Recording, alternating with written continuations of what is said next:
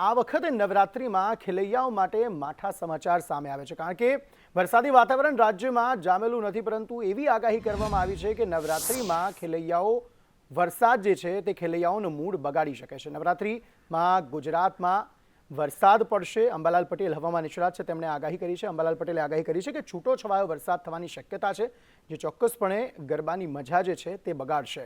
આમ તો સારો એવો વરસાદ રાજ્યમાં થઈ ચૂક્યો છે અને સારા એવા વરસાદને પગલે તમામ જે જળાશયો છે તેની સ્થિતિ પણ ખૂબ સારી થઈ ચૂકી છે। હવે આગામી વર્ષ માટે પાણીની કોઈ સમસ્યા ન નડે તે પ્રકારની સ્થિતિ છે, પરંતુ નવરાત્રી દરમિયાન, કારણ કે તેમણે કહ્યું હતું કે આ વખતે ચોમાસું થોડું વધુ લંબાઈ શકે અને કેટલાક સમયાંતર સુધી વરસાદ જે છે તે છૂટો છવાયો પડી શકે છે, તેવામાં નવરાત્રી માટે તેમણે આગાહી કરી છે। તેમણે કહ્યું છે કે નવરાત્રીમાં વધુ વરસાદ વરસશે, છૂટો છવાયો વરસાદ વરસશે। 10 થી 13 ઓક્ટોબર બંગાળ ઉપસાગરમાં ચક્રવાતની શક્યતા છે, જેને પગલે વરસાદી વાતાવરણ જામી શકે છે। તારીખ 17 આસપાસ એક સિસ્ટમ બનશે।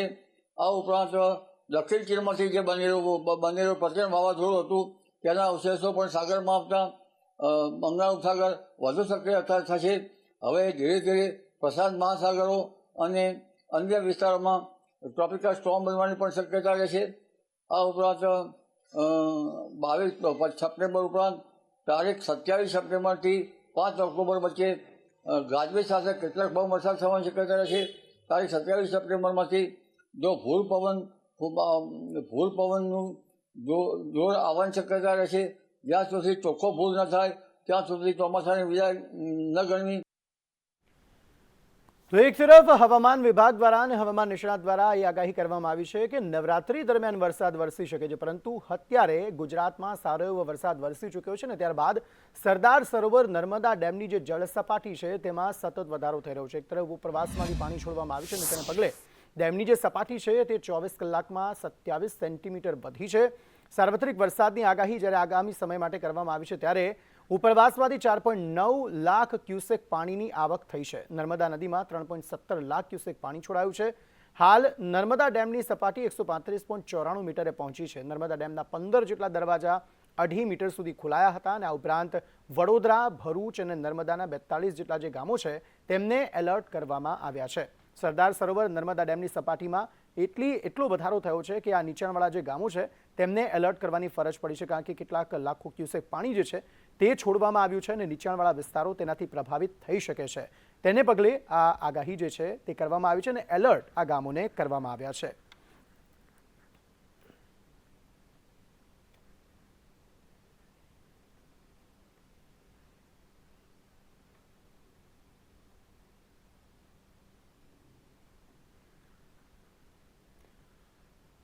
તો વાત રાજ્યની થઈ, પરંતુ દેશના અલગ અલગ રાજ્યોમાં પણ ભારે વરસાદને કારણે અનેક વિસ્તારો જે છે તે જળ તરબોળ થયેલા જોવા મળી રહ્યા છે। ખાસ હરિયાણાની જો વાત કરીએ તો હરિયાણામાં ભારે વરસાદને કારણે અનેક વિસ્તારો એવા છે કે જ્યાં પાણી ભરાઈ ગયા છે, જેમાં અલગ અલગ વિસ્તારોમાં બહાદુરગઢ, ગુરુગ્રામમાં રસ્તાઓ પાણીમાં ગરકાવ થઈ ગયા છે।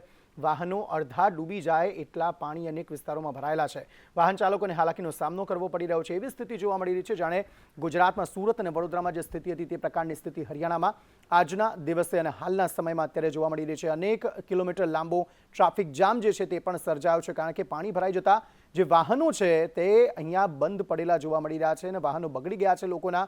પાણી ભરાતા જે સામાન્ય જનજીવન છે તે અસ્તવ્યસ્ત થઈ ગયું છે। આપ જોઈ રહ્યા છો એક જે રસ્તો છે એ આખો રસ્તો એટલો ગરકાવ થઈ ગયો છે કે ત્યાંથી એક પણ વાહન નીકળી શકે તેમ નથી ને જે લોકો ચાલીને પણ જઈ રહ્યા છે તેમના કમર સુધી આ પાણી આવી રહ્યા છે અને પારાવાર મુશ્કેલીનો સામનો હરિયાણાના અલગ અલગ વિસ્તારના લોકો જે છે તે અત્યારે કરી રહેલા જોવા મળી રહ્યા છે। ભર દહાડે એટલે કે દિવસના સમયમાં પણ હેડલાઇટ ચાલુ કરીને વાહન ચલાવવાની ફરજ પડી રહી છે। એ પ્રકારનું પાણી જે છે તે અહીં હરિયાણાના અલગ અલગ વિસ્તારોમાં ભરાયેલું જોવા મળી રહ્યું છે અને હજુ પણ કેટલાક દિવસો સુધી આ પ્રકારની સ્થિતિનો સામનો હરિયાણાના અલગ અલગ વિસ્તારમાં કરવો પડશે તેવી આગાહી પણ કરવામાં આવી છે। વાહન ચાલકો એક તરફ પાણીથી પરેશાન છે તો બીજી તરફ રોગચાળો ફાટી નીકળવાની પણ શક્યતા જે છે તે વ્યક્ત કરવામાં આવી રહી છે, કારણ કે આ જે વિસ્તારો કે જ્યાં પાણી ભરાઈ ગયા છે, પાણી ઓસરવાની શરૂઆત થતાની સાથે ત્યાં રોગચાળો ફાટી નીકળવાની દહેશત અત્યારે વર્તાઈ રહી છે। સ્થિતિ એવી છે કે અનેક જે વિસ્તારો છે તે જળમગ્ન થઈ ગયા છે, લોકોના ઘરોમાં પાણી ઘૂસી ગયા છે, લોકોની ઘરવખરીને નુકસાન પહોંચ્યું છે અને તંત્રની સહાયની આસ જે છે તે અહીં સ્થાનિકો અત્યારે કરી રહ્યા છે।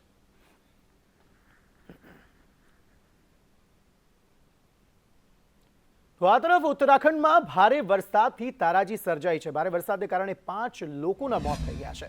ચમોલી અને ચંપાવતમાં ભારે વરસાદ વરસ્યો છે. લોહાઘાટ, પિથોરાગઢ, અલ્મોડા, હલ્દવાનીમાં પણ તારાજી સર્જાઈ છે. ભારે વરસાદથી શારદા અને ગંગા નદીનું રૌદ્ર સ્વરૂપ જોવા મળ્યું છે. નદીઓના પાણી અનેક સ્થળે ફરી વળ્યા છે. ચંપાવતમાં ધર્મશાળામાં પણ પાણી ભરાઈ ગયા અને આખી ધર્મશાળા જે છે તે પાણીમાં ગરકાવ થઈ ગઈ. પહાડો પરથી થતા ભૂસ્ખલનને કારણે 324 જેટલા રસ્તાઓ જે છે તે બંધ થઈ ગયા છે. અનેક જિલ્લાઓમાં શાળાઓ પણ બંધ રખાઈ છે.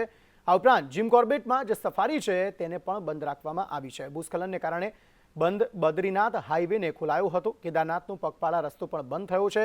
વરસાદ અને ધુમ્મસને કારણે હેલિકોપ્ટર સેવા પણ બંધ કરી દેવામાં આવી છે. એટલે કે વાતાવરણ જે છે તે અનુકૂળ નથી અને તેના કારણે પ્રવાસીઓને પણ કહેવામાં આવી રહ્યું છે કે હાલના સમયે જે રૂટ છે તે બંધ છે, તો આ રૂટનો ઉપયોગ તે ન કરે, કારણ કે અહીંયા ક્યારે ભૂસ્ખલન થઈ જાય તે કોઈ જ નથી જાણતું, જેના કારણે આ રૂટને અવોઇડ કરવાની સલાહ જે છે તે તંત્ર દ્વારા આપવામાં આવી રહી છે. સ્થાનિક નદીઓ ગાંડીતુર બની છે. આખા ઘરો જે છે તે પડી રહ્યા છે, તે તૂટી રહ્યા છે, કારણ કે પહાડી વિસ્તાર છે અને ભૂસ્ખલન વારંવાર અહીં સર્જાય છે. અને તેવામાં હવે પ્રકૃતિ જ સામેથી એવું કહી રહી છે કે આટલો બધો ભાર સહન તે નહીં કરી શકે. જે રીતે મોટી સંખ્યામાં પ્રવાસીઓ અહીં આવે છે, આ ઉપરાંત જે બાંધકામ પણ અહીં મોટી સંખ્યામાં થાય છે, તેને પગલે સતત આ પ્રકારની સ્થિતિનો સામનો જે છે તે અહીં પહાડી વિસ્તારોમાં આપણે જોવા મળી રહ્યો છે. નદીઓનું રૌદ્ર સ્વરૂપ છે. પહાડો પરથી ભૂસ્ખલન થઈ રહ્યા છે. મકાનો ધરાશાયી થઈ રહ્યા છે. જે કાટમાળ છે તે રસ્તા પર પડી રહ્યો છે અને પારાવાર મુશ્કેલીનો સામનો જે છે તે પ્રવાસીઓ કરતા જોવા મળી રહ્યા છે.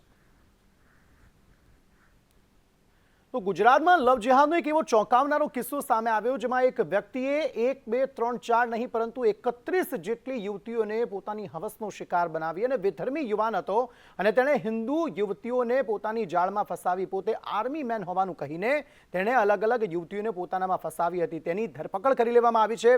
તેની ધરપકડ કઈ રીતે થઈ છે તે પણ એક રહસ્ય છે, કારણ કે આર્મી મેન હોવાની તે ઓળખ આપતો હતો, પરંતુ તે આર્મી મેનનું જે આઈ કાર્ડ હતું તે પણ તેણે ફરજી બનાવ્યું હતું. પોલીસે તેની ધરપકડ કરી લીધી છે અને વધુ તપાસ હાથ ધરી છે. આરોપીની ધરપકડ પછી ઘણા એવા ખુલાસાઓ થયા, જેના ઉપરથી બીજો એક ગુનો અમારે દાખલ કરવો પડ્યો ફોર્જરીનું.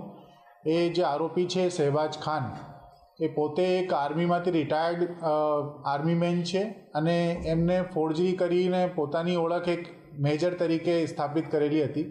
પોતાનું નામ આધાર કાર્ડમાં હર્ષિત ચૌધરી કરીને રાખેલું હતું અને એના આધારે એ પછી આગળ ઘણી બધી મહિલાઓના સંપર્કમાં આવી, એમને લગ્નનું લાલચ આપી, shaadi.com ઉપર ખોટા આઈડી બનાવી અને એમની સાથે ફિઝિકલ અને ફાઇનાન્શિયલ એક્સપ્લોઇટેશન કરેલું છે. તો ગુજરાતમાં જે કિસ્સો સામે આવ્યો છે તે અતિ ચોંકાવનારો છે, જેમાં પોલીસે આરોપી મોહમ્મદ શહેબાઝની ધરપકડ કરી લીધી છે. હવે આ શખ્સ એટલો શાતિર હતો કે તેણે 1, 2 નહીં પરંતુ 31 જેટલી યુવતીઓને પોતાનો શિકાર બનાવી છે. આ આરોપી જે મોહમ્મદ શહેબાઝ છે તેણે આર્મી જવાનની પોતે ઓળખ આપી હતી અને યુવતીઓને તે ટાર્ગેટ કરતો હતો અને 31 યુવતીઓ સાથે તેણે અલગ અલગ જગ્યાએ પોતાનું જે શારીરિક ભૂખ છે તે સંતોષી હતી, પરંતુ આખરે તેની પાસેથી નકલી આર્મી કાર્ડ મળી આવ્યું છે અને પોલીસે તેની ધરપકડ કરી લીધી છે. પોલીસ તપાસમાં જે સામે આવ્યું છે કે મોહમ્મદ શહેબાઝ ખાન જે છે તેણે 31 યુવતીઓને પોતાનો શિકાર આ જ રીતે બનાવી હતી. અમદાવાદમાં વંદે ભારત ટ્રેનમાં એક બેગની ચોરી થઈ હતી અને એ બેગની ચોરી દરમિયાન પોલીસને મુસાફર તરફથી ફરિયાદ મળી હતી. પોલીસે સીસીટીવીના આધારે તપાસ કરતા સામે આવ્યું કે લવ જેહાદનો આ જે આરોપી છે તે ચોરી પણ કરતો હતો. પોલીસે તેનો સંપર્ક કરીને તેને અમદાવાદ રેલવે પોલીસની ઓફિસે બોલાવ્યો હતો અને આરોપીએ તે સમયે તેની ઓળખ આર્મી મેન તરીકે આપી હતી. તેણે કહ્યું હતું કે હું આર્મી મેન છું અને મેં આ બેગ જે છે તે લીધી હતી. સીસીટીવીમાં તે દેખાયો પણ હતો અને ચોરી કરેલ બેગ તેણે પોલીસને પરત પણ આપી દીધી હતી. પરંતુ આ સમય બાદથી જે પોલીસ જે છે તેમને શંકા ગઈ હતી કે આર્મી મેન આ વ્યક્તિ નથી, પરંતુ પોલીસે તેની બોલી પર શંકા જતા પોલીસને શંકા જઈ અને ફરી તપાસ માટે તેને બોલાવ્યો હતો અને ત્યારબાદ તેમાં સામે આવ્યું હતું કે આરોપી જે છે તે મુસ્લિમ છે અને તેણે નકલી આર્મી મેનનું કાર્ડ પણ બનાવ્યું છે. હવે પોલીસ તપાસમાં સામે આવ્યું કે આરોપી યુવતીઓને ધર્મ પરિવર્તન કરાવવા માટે પણ દબાણ કરતો હતો અને તેમને મળીને જાળમાં ફસાવતો હતો અને તેમની સાથે પોતાની શારીરિક ભૂખ પણ સંતોષતો હતો. પોલીસ તપાસ ચાલતી હતી તે દરમિયાન આરોપીના ફોન પર એક યુવતીનો ફોન આવે છે અને તે ફોન પોલીસ ઉપાડે છે. ત્યારે પોલીસે યુવતીને આખી કહાની સંભળાવી હતી કે આ વ્યક્તિ કોણ છે ત્યારે યુવતીના પગ તળેથી જમીન સરકી જાય છે અને તે કહે છે કે હું આટલા સમયથી તો આ યુવાન સાથે સંપર્કમાં છું અને તે મારી સાથે લગ્ન કરવાની વાત કરતો હતો. પોલીસે આ કેસમાં 10થી વધુ આ પ્રકારે યુવતીઓનો સંપર્ક કર્યો છે અને તેમને આ બાબતથી અવગત કરાવ્યું છે કે આ વ્યક્તિ જે છે તે ફ્રોડ છે. હવે આ શખ્સે ગુજરાત સિવાય અનેક રાજ્યોમાં અલગ અલગ જગ્યાએ તે ફરતો હતો અને સોશિયલ મીડિયાના માધ્યમથી યુવતીઓનો સંપર્ક કરતો હતો અને સોશિયલ મીડિયા થકી પોતાનો જે શિકાર છે તે શોધતો હતો. તે લોકોને કહેતો હતો કે તે આર્મીમાં ફરજ બજાવે છે, તેનું નામ હર્ષિત છે અને તે તેની સાથે લગ્ન કરવા માંગે છે. હવે આ શખ્સ તે યુવતીઓ સાથે દુષ્કર્મ તો આચરતો જ હતો પરંતુ સાથે સાથે તેમની પાસેથી પૈસાની પણ માંગણી કરતો હતો.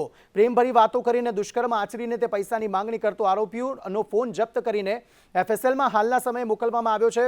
આ ઉપરાંત જે આરોપી કોઈ મુસ્લિમ સંગઠન સાથે જોડાયેલો છે કે નહીં તેની પર તપાસ હાલ પોલીસ જે છે તે કરી રહી છે. કોઈ વ્યક્તિ કે કોઈ સંગઠન આ આરોપીને રૂપિયાનું ફંડિંગ કરતું હતું કે નહીં તેને લઈને પણ તપાસ હાથ ધરાઈ રહી છે. ચોરીના કેસમાં આરોપીને તપાસ માટે બોલાવ્યો અને પોલીસે આર્મીનું કાર્ડ માંગ્યું. તેમાં હર્ષિત ચૌધરી તેનું નામ હતું પરંતુ પોલીસને તેની બોલી મુસ્લિમ જેવી લાગી, જેને લઈ કડક પૂછપરછ કરતા આરોપીએ કબૂલ્યું કે તે મુસ્લિમ છે અને મુસ્લિમ ધર્મ નિભાવી રહ્યો. આરોપી મોહમ્મદ ઝેબાઝ ખાન વિરુદ્ધ અગાઉ 5થી વધારે ગુના પણ નોંધાયેલા છે. આરોપી મોહમ્મદ ઝેબાઝ ખાન અમદાવાદના જમાલપુરનો રહેવાસી છે. અલીગઢની આર્મી જવાનની દીકરીને પણ તેને ફસાવી હતી. જોકે એ દીકરીને ફસાવ્યા બાદ આખો મામલો જે છે તે સામે આવ્યો હતો. અમદાવાદ રેલવે પોલીસે ગુનો નોંધીને આરોપીની ધરપકડ કરી છે. લવ જિહાદના કાયદાની જોગવાઈનો ભંગ કરનારને ઓછામાં ઓછા 3 વર્ષ અને મહત્તમ 5 વર્ષ સુધીની કેદ તથા ઓછામાં ઓછા 2 લાખનો દંડ થાય છે. ત્યારે આ કિસ્સામાં શું થાય છે તે જોવું રહ્યું. લવ જિહાદના કિસ્સામાં કેટલીક વ્યક્તિઓ ગુનો કરવામાં મદદગારી કરતી હોય છે. તે ગુનો કરવામાં મદદગારી કરનાર સામે પણ કાયદેસરની કાર્યવાહી કરવામાં આવી રહી છે. આ કિસ્સામાં પણ શું કોઈ છે કે નહીં તેની પર તપાસ થશે અને કેટલાક કિસ્સામાં બિનજામીનપાત્ર ગુનો પણ બનશે. પણ માતા પિતા અને યુવતીઓ માટે આ કિસ્સો લાલ બત્તી સમાન જરૂર છે.